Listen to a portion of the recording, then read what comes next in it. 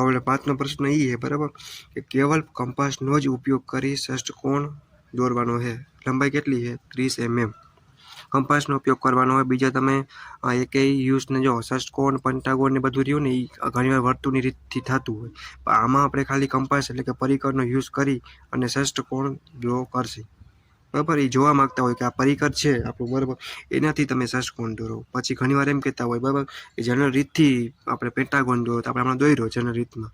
ષષ્ઠકોણ નોખી રીતથી દોરવા માંગતા હોય, બટ કેટલું દોરવાનું તમને કહી શકે આપણે ઉપર તમને બતાવું. જો આ એક એટલું નથી પૂછાતું, પણ ચોરસ એટલું નથી આવતું. ખાલી એક પંચકોણ, ષષ્ઠકોણ, આ બે જેટલા ઇમ્પોર્ટન્ટ અને અષ્ટકોણ, ને એ તમને સપ્તકોણ આજે રહ્યા અષ્ટકોણ એ વારી પૂછી શકે, પણ કઈ નિયમિત રીતે ખાસ ધ્યાન રાખવાની. બરાબર, તો જે આપણી રકમ કંઈક તમને ઉપર દેખાય એ પ્રમાણે જોવા જઈએ આપણે તો કેવલ કંપાસનો જે ઉપયોગ કરી ષષ્ઠકોણની રચના દોરો. તો કંપાસનો ઉપયોગ કરવાનો કીધું એનો મતલબ તમે એવું ના કરતા કે તમારું માપ લેવાનું છે 30 mm, એ પણ તમે ના લ્યો, એવું નહીં કરવાનું. તો સ્કેલમાં તમે 30 mm પહેલાં તમારે ટોટલ માપ લઈ લેવાનું. બરાબર, આ 30 mm તમારું સ્કેલની અંદર માપ આવી જાય પછી તમારે શું કરવાનું, એક સર્કલ તમારે ડ્રો કરી નાખવાનું. આ સર્કલ તમારું ડ્રો થઈ જાય અને આછું કરવાનું. બરાબર, અને જે અંદર બનશે જે આપણું ષષ્ઠકોણ એ આપણું ઘાટો થશે. પછી તમારે સ્કેલની મદદથી આ ખાલી લીટી કરવાની છે. આમાં તમે સ્કેલ યુઝ કરી શકો. બરાબર,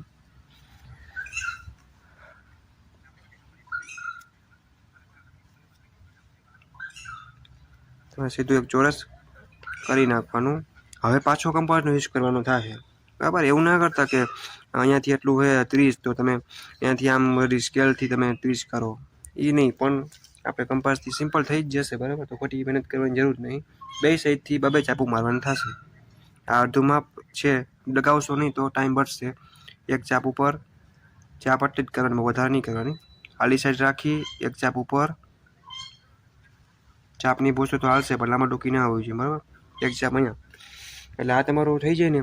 પછી તમારે સિમ્પલ માપ આપી દેવાનું, એટલે નંબર આપી દેવાનો. એક ઉપરથી લેવું હોય તો અહીંયા 2 આવશે, નીચેથી લેવું હોય તો નીચે 2. આ 2, પછી અહીંયા નહીં પણ ક્યાં, અહીંયા 3, 4, અહીંયા એવું અહીંયા આવશે આ 5 અને આ 6. બરાબર, આ થઈ ગયું. આ તમારું થઈ ગયું. પછી તમારે જોઈન્ટ કરવાનું છે. આલી સાઈડથી ચાલુ કરી શકાય, તમારે જ્યાંથી ઠીક લાગે ત્યાંથી કરી શકો. આ તમારે જવાબ છે. આ તમારે થોડુંક ઘાટું કરવાનું. મોબાઈલ પેનથી કરવું, પણ તમારે થોડુંક સારી પેન્સિલ વાપરવાની અને ઘાટું થવું જોઈએ. બરાબર, એટલે આ તમારું અહીંયાથી આ કામ પૂરું થાય. રેડી, આ થઈ ગયા. પછી આપણે એક હજી કામ કરવાનું છે કે ચાપ આપી છે ને એનું ગમે એક સાઈડ માપ આપશે, તો આપણે આ ચાપનો આપીએ. બરાબર, તો આ વધારે કરી નાખો હાલશે. સિમ્પલ પેન્સિલથી તમે આછી એવું કરી એરો મારી અને માપ દેવાનું. કેટલું માપ છે આપણું? તો આ રેડિયસ છે 30 પણ આપી શકો. જોઈ શકો તમે અહીંયાથી એટલું માપ લીધું છે, એ જ માપ આપણું ચાપનું છે. રેડિયસમાં છે, ધ્યાન રાખવાનું એટલું. બરાબર, અને હેઠે એક ડાયમેન્શનનું માપ આપવાનું. એ તમારે અહીંયાથી 30 mm ટોટલ માપ છે. બીજી રીતથી માપ ડેટા તમને શીખવાડો કે આ એરો રીતના કર્યા પછી તમારે આમ પણ એરા કરી હેઠે પણ લખી શકાય 30 mm. બરાબર, અને તમારે 40 સાઈડ ચાપનું માપ આપવું હોય તો પણ એ પણ આપી શકો. નકર પછી તમારું એટલું પણ હાલશે. આ તમારું કામ અહીંયા પૂરું થાય કે ખાલી કેવલ કહેવાય ને કે કંપાસનો આપણે ઉપયોગ કર્યો, સર્કલ બનાવ્યું, કંપાસથી ચાપુ મારી એટલે કે પરિકરથી ચાપુ મારી અને આપણે ષષ્ઠકોણ દોર્યું. હજી તમારે વધારે માર્ક્સ કવર કરવા હોય તો તમારે અહીંયાથી આમ એક લાઈન ખેંચવાની.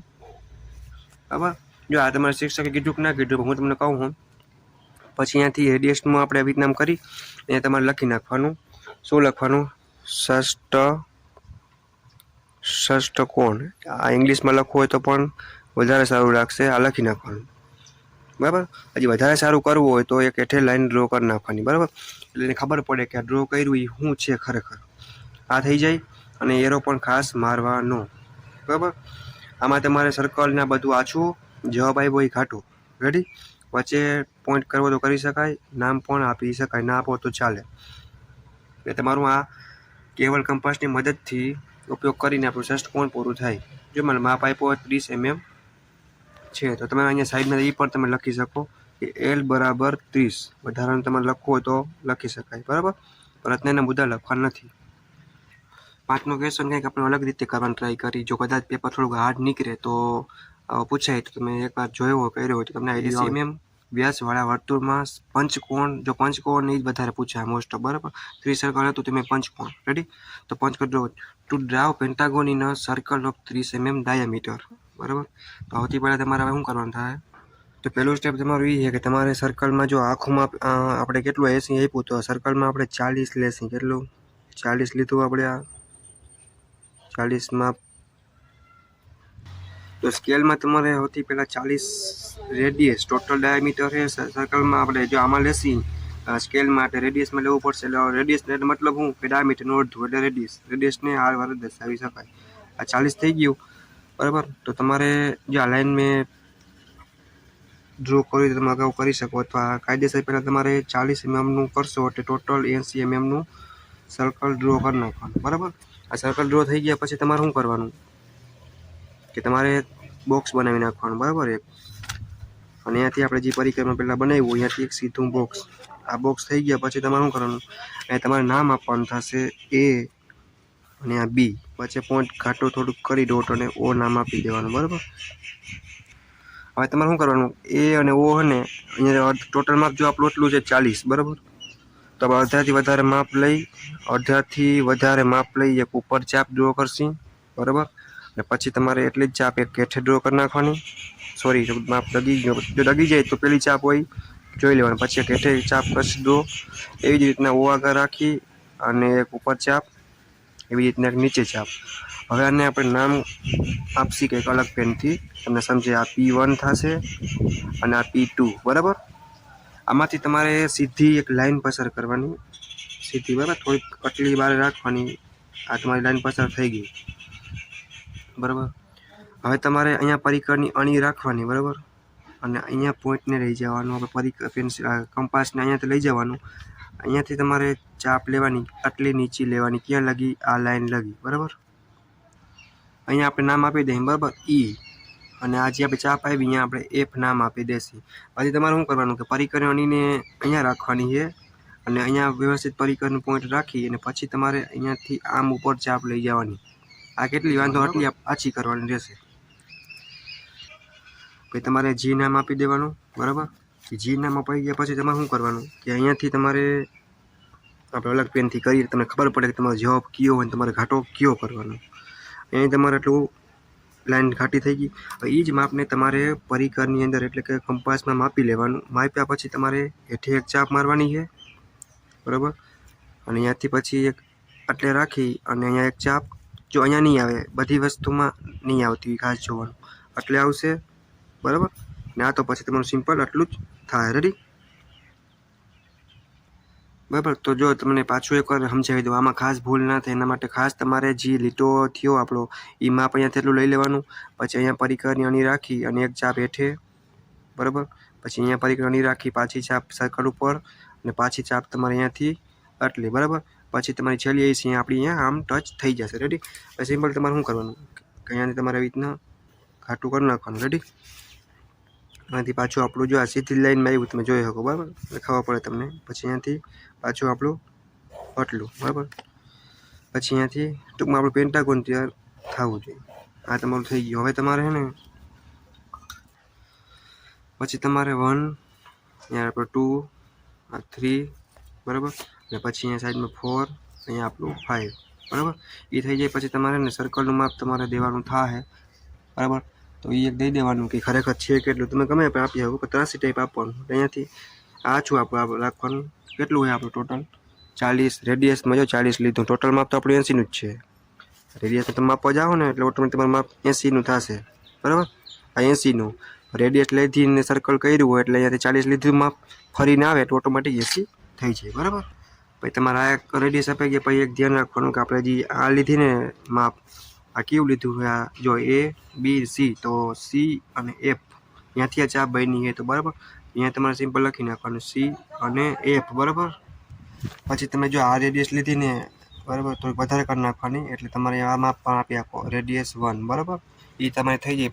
પછી તમે હજી એક ચાપ ડાયમેન્શન દેવું ઈ અને સી, એટલે કે આ ઈ અને સી, ત્યાંથી આ ચાપ આવી તો તમારે સિમ્પલી આછી લાઈનથી ડ્રો કરી નાખવાનું ઈ અને સી. જો આમાં ડાયમેન્શન દેવામાં થોડુંક તકલીફ પડે છે, બરાબર, તો ખાસ ધ્યાન રાખજો, બરાબર. ઈ સી સિમ્પલ ડાયમેન્શન તમારે કયું આપવાનું, સર્કલનું, એક આ ચાપનું, એક આ ચાપનું, જે અહીંયાથી લીધી આપણે આ ચાપ, જે આપણે અહીંયાથી લીધી, સોરી અહીંયાથી લીધી, એટલે આ સી થી એફ, બરાબર, આમ ગઈ, અને આ ચાપ બે લીધી R1 થી. રેડી?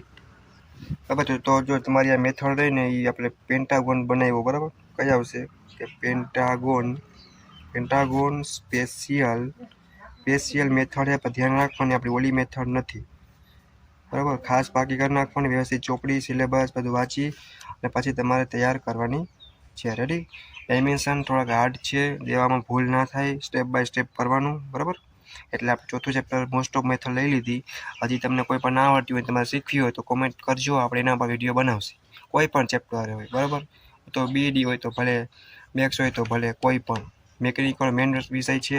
અને આ ચેપ્ટરની અંદર આપણે પ્રેક્ટિકલી સમજવું જરૂરી હતું, અને પાસ થવામાં પહેલો પોઈન્ટ આપણે આને આપવો પડે.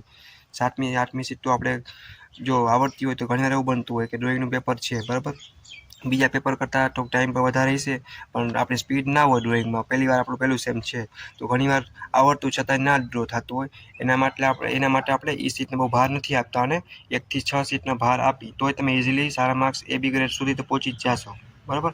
અને જે આગળ વિડીયો બનાવ્યા એમાં આપણે થિયરી નહોતા, એ આપણે તમને સમજાવ્યા, જે પ્રેક્ટિકલની જરૂર પડી છે અહીંયા આપણે આવી રીતના ડ્રો કરીને સમજાવ્યું, બરાબર. હવે પછી આપણું એક 5મું ચેપ્ટર બાકી રહે, બરાબર. એ 5મા ચેપ્ટરનું નામ તો તમને ખબર જ છે. એ સિમ્પલ એક કેવું છે, એન્જિનિયરિંગ કરવો છે, બરાબર. જુદા જુદા પ્રકારના એન્જિનિયરિંગ કરવો છે, એ તમારે કરવાના થશે. એનું પણ આપણે પ્રેક્ટિકલી અને થિયરી એ આપણે સમજાવશું. એ એન્જિન કરવાના અંદર આપણે નોખો સાયક્લોઇડ કરવો હોય, બરાબર. એપી સાયક્લોઇડ છે, હાઇપોસાયક્લોઇડ છે, બરાબર, સ્પાઇરલ છે, આર્કી મીડિયમ સ્પાઇરલ કહેવાય ને, ઓનલી ઈ છે, ઇન્વોલ્યુટ છે, સર્કલ અને પેન્ટાગોન ટાઈપનું એ, અને એની થિયરી પૂછાય આ જીટીયુમાં, આપણે થોડુંક શીખશી, બરાબર. અને આનો એક IMP વિડીયો પણ આપણે જીટીયુ માટે થોડાક ક્વેશ્ચન તૈયાર કરશી કે તમને ઇઝીલી પૂછ્યા છે, અને તમારે પણ પાસ થવામાં અને સારા માર્ક્સ સ્કોર કરી શકશો, બરાબર. તો અહીંયા આપણે લેક્ચરને જો જોવા જઈએ તો લેક્ચર પણ કહી શકાય અને IMP વિડીયો પણ કહી શકાય. બે આમાં આપણે એવું પ્લાનિંગ કર્યું કે બે એક સાથે આવી જાય એટલે તમારો ટાઈમ પણ બચે. રેડી? તો આ તમારે 4 કામ 3 મેથડ મેં તમને કરાવી, ખાસ કરી જવાની છે, એટલે તમારા 10 થી 15 માર્ક્સ જેવું આ ચેપ્ટરમાંથી થઈ ગયું, બરાબર. રેડી? જેને ડ્રોઈંગ ઓછું ફાવે છે એ ખાસ આ 1 થી 6 ચેપ્ટર કરે, 7મી 8મી સ્વીટમાં ન પડે, બરાબર. થેન્ક યુ, જય માતાજી, બાય બાય. તમારા ફ્રેન્ડને પણ શેર કરજો, જે મિકેનિકલમાં છે પહેલા સેમમાં એને ખાસ શેર કરજો, કેમ કે મોસ્ટ ઓફ BEDમાં ફેલ થતા હોય છે, અને ઇલેક્ટ્રિકની અંદર પણ આ બીજા સેમમાં સબ્જેક્ટ આવશે, બરાબર. એટલે બે બ્રાન્ચને યુઝફુલ થશે. રેડી?